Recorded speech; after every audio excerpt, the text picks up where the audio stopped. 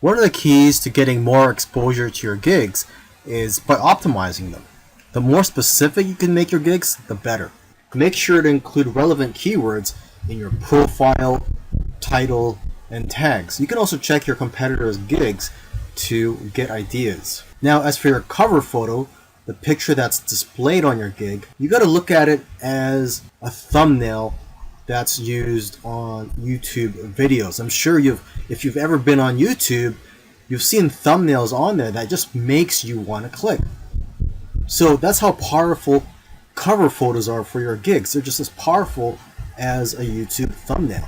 It'll have a major influence on whether or not people will click on your gig. Your cover photo could showcase your expertise. You could also, again, take a look at the top sellers' cover photos so you can get ideas. Now, one thing you want to consider, instead of just including a cover photo, is to add a video.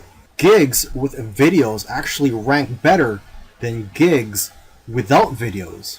And adding a video presentation will also persuade people better than a photo. And don't worry, you don't have to be in the video, or you don't even have to make the video. You can just hire someone on Fiverr to speak on your behalf or to create a whiteboard video for you.